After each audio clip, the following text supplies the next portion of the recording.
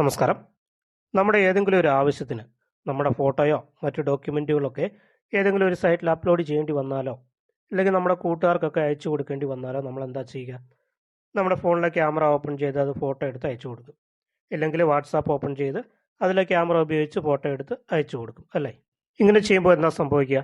ഒന്നില്ലെങ്കിൽ ആ ഫോട്ടോയ്ക്ക് ക്ലാരിറ്റി കുറവായിരിക്കും, അല്ലെങ്കിൽ ആ ഫോട്ടോയ്ക്ക് ഒരു കൃത്യമായിട്ടുള്ളൊരു ഷേപ്പ് ഉണ്ടായിരിക്കത്തില്ല.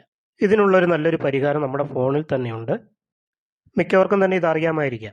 ഇതറിയാത്തവർക്ക് എങ്ങനെയാണ് ചെയ്യേണ്ടതെന്ന് ഞാൻ പറഞ്ഞുതരാം. മറ്റ് ആപ്ലിക്കേഷനുകളുടെ സഹായമൊന്നുമില്ലാതെ തന്നെ നമുക്ക് നമ്മുടെ ക്യാമറ ഉപയോഗിച്ച് തന്നെ ഇതിന് ഒരു പരിഹാരം കണ്ടെത്താൻ പറ്റും. അതിനായിട്ട് നമ്മുടെ ക്യാമറ ഓപ്പൺ ചെയ്യുക.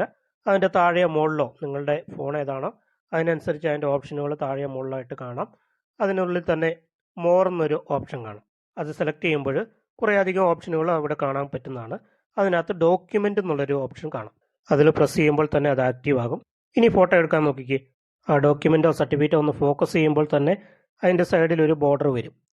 അത് കൃത്യമായിട്ട് എല്ലാം ഉൾക്കൊള്ളുന്ന രീതിയിൽ ഫോട്ടോ എടുത്തു കഴിഞ്ഞാൽ ഇതുപോലെ കൃത്യമായിട്ട് നമുക്ക് ഇതിൻ്റെ ഫോട്ടോ എടുക്കാൻ സാധിക്കുന്നതാണ്. നല്ല ക്ലാരിറ്റിയും അതിനുണ്ടായിരിക്കും. ഇത് നമുക്ക് മറ്റുള്ളവർക്ക് അയച്ചു കൊടുക്കാനോ അല്ലെങ്കിൽ നമ്മുടെ സൈറ്റുകളിൽ അപ്ലോഡ് ചെയ്യാനോ സാധിക്കുന്നതാണ്. നല്ല ക്ലാരിറ്റിയോടുകൂടി തന്നെ ഇത് നമുക്ക് ചെയ്യാൻ പറ്റും. അപ്പോൾ എല്ലാവരും ഇതൊന്ന് ചെയ്ത് നോക്കുക കേട്ടോ.